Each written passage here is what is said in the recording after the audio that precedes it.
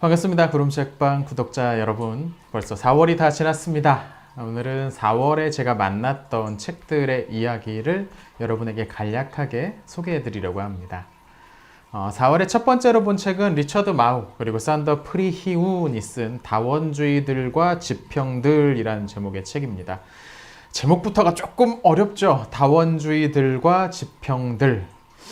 이 책은 오늘날 이 세상의 어떤 가장 주류 사상이라고 할 수 있는 다원주의에 관한 설명입니다. 책은 다원주의에 관한 좀 더 이론적인 접근을 담고 있어요.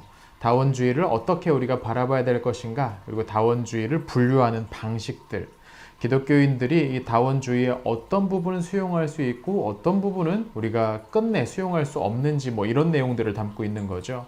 그래서 전반적으로 읽어나가기가 조금 어렵긴 했습니다. 이게 쉬운 내용은 아니니까요. 하지만 이 관련된 내용에 관해서 학술적으로도 우리 기독교 안에서도 이 부분에서 상당한 연구가 진행되어 있고, 또 이 부분에서 어떻게 우리가 이해할 수 있는지 어떤 기본을 잡아가기 위해서는 한 번쯤 읽어볼 만한 책입니다. 다만 이 책 자체에 좀 철학적인 배경들, 그런 것들이 좀 많이 있어가지고 관련된 논의들에 조금 익숙하신 분들은 쉽게 읽으실 수 있겠지만, 그렇지 않은 분들은 조금 어려울 것 같다는 생각도 드네요.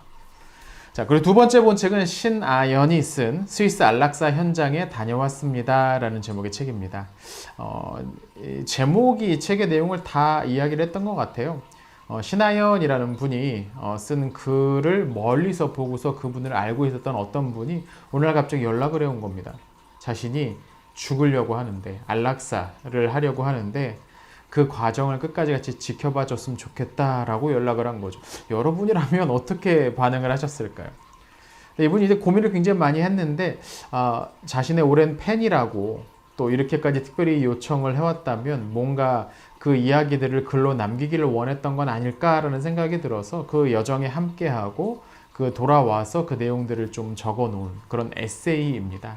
물론 그 작가분하고 단둘이 간 건 아니고 본인의 아내분 그리고 그 지인들 몇 명이서 이제 같이 안락사가 허용된 스위스에 가서 그 과정들을 하나하나 옆에서 이제 담담하게 기록을 하죠.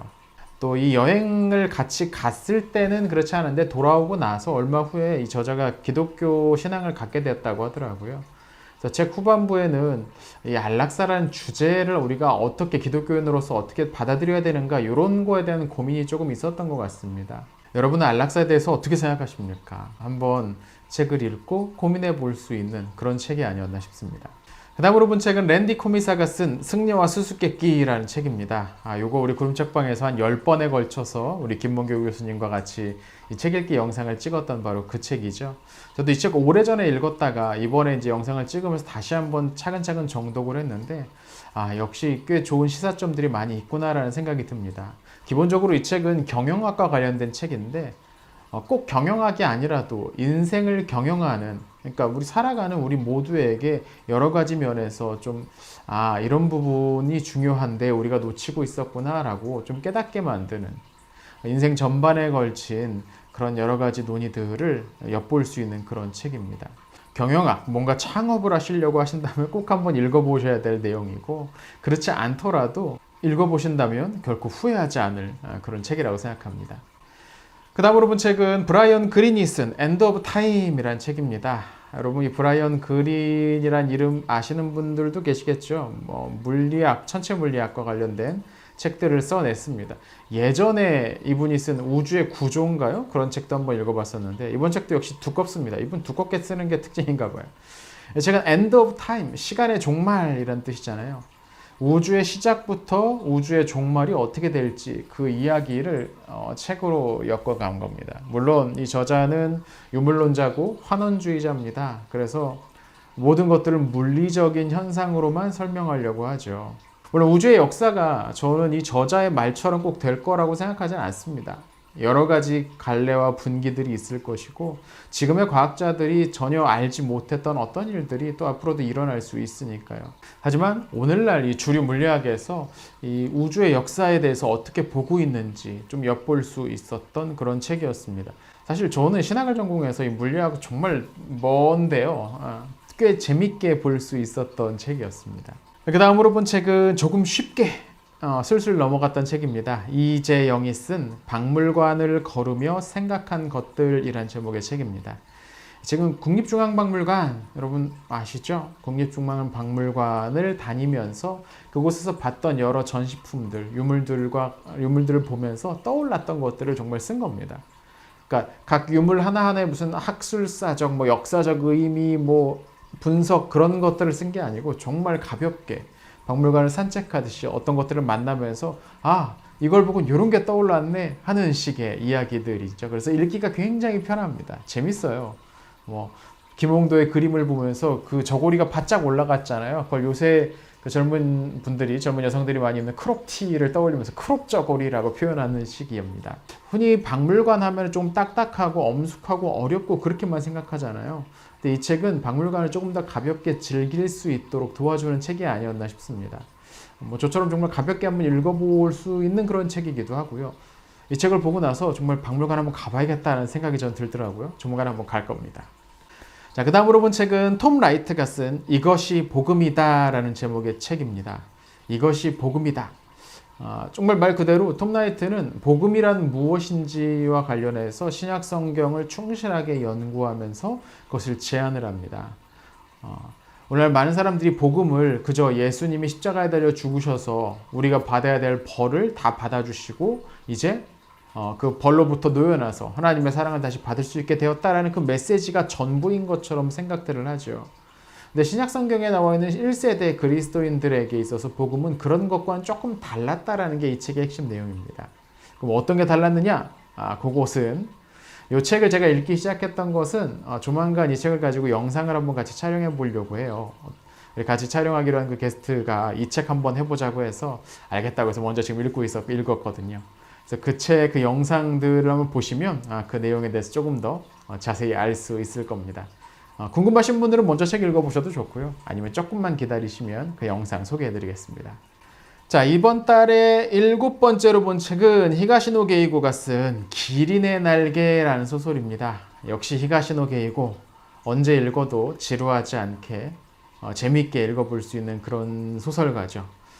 이 책은 살인사건을 배경으로 합니다. 한 번화가의 뒷골목쯤에서 그래도 사람이 많이 다니는 그곳에서 백주되는 한밤중에 한 사람이 칼에 찔린 채 죽은 채로 발견합니다. 인근에서 그 죽은 사람의 가방과 지갑을 가지고 달려가다가 또 차에 치여서 죽은 또 다른 사람이 발견되죠. 당연히 두 번째 사람이 첫 번째 사람을 찔러 죽였다라는 식으로 사건이 대충 맞아떨어져 가고 있는데 그래서 미심쩍은 부분들이 있었던 거죠. 그래서 이 주인공인 가가 형사가 그것을 추적해 나가면서 그 사건의 비밀을 파헤친다는 내용입니다. 흥미롭죠. 그리고 이 히가시노 게이고가 단순히 흥미로 재미로만 사건 이야기를 쓰지 않는다는 거 아마들 아실 겁니다. 어떤 당대에 좀 문제가 되는 그런 상황들, 사건들, 사회 문제들 그런 것들을 작품에 담아내는데요. 이 책에서도 그런 부분이 있습니다. 역시 읽으면서 생각할 거리를 하나씩은 꼭 던져주는 그런 작가가 아닌가 싶어요. 그래서 제가 히가시노 게이고를 즐겨 읽는 것 같습니다. 여러분 한번 읽어보시면 재밌게 보실 수 있을 거예요.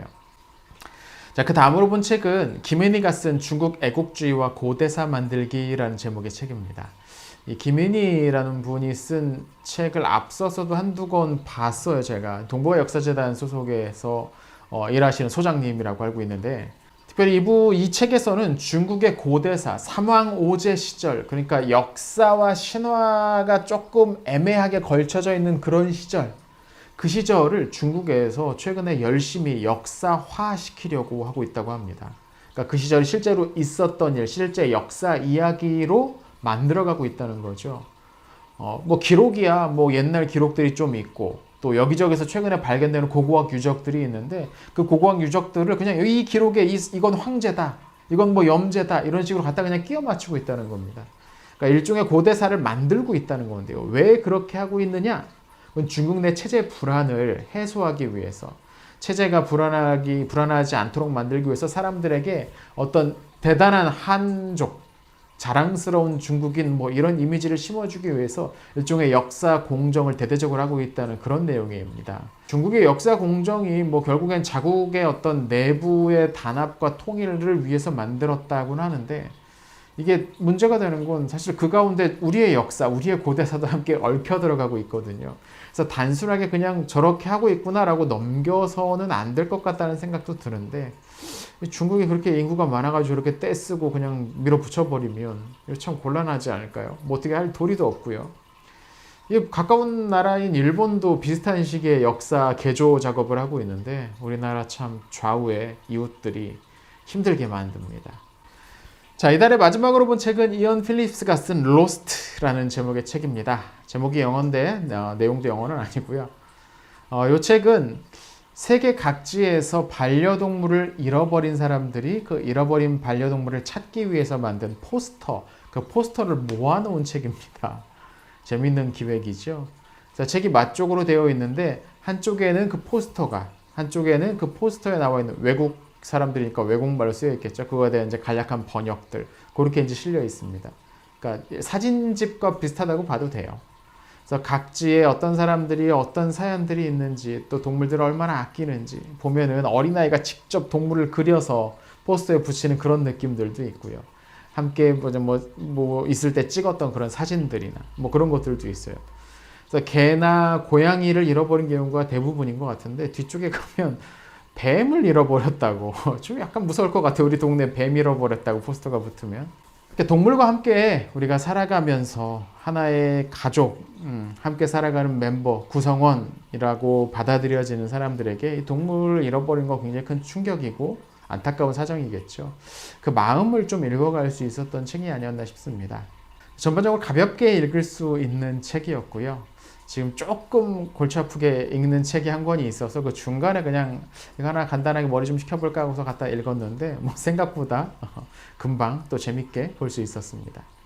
자, 그러면 이번 달에 여러분에게 꼭 한번 읽어보십시오 라고 추천할 만한 책은 뭐가 있을까요? 톰 나이트가 쓴 이것이 복음이다 라는 책이 아주 흥미롭지 않았나 싶습니다. 아직 안 읽어보신 분들이라면 꼭 한번 읽어보시면 좋을 것 같고요. 또 아까 그 책 말씀드릴 때 설명했던 것처럼 얼마 후에 영상도 올라갈 예정이니까요. 기대감을 갖고 봐주시면 좋을 것 같아요. 자, 그러면 제가 4월에 만났던 책들은 이렇게 소개를 마쳤습니다. 여러분은 4월에 어떤 책들을 만나셨나요? 재미있게 만나신 책들 있다면 댓글로 한번 달아주시면 좋겠습니다. 저도 시간이 나는 대로 꼭 한번 찾아서 같이 읽고 이야기했으면 좋겠네요. 자, 그럼 오늘 영상은 여기서 마치겠습니다. 5월에도 다양한 영상들을 준비하고 있습니다. 여러분 구름책방 계속 관심 가져주시고요. 구독과 좋아요, 좋은 댓글은 영상 제작에 큰 힘이 됩니다. 그리고 주변 분들에게 널리 홍보 부탁드리겠습니다. 시청해주셔서 감사합니다.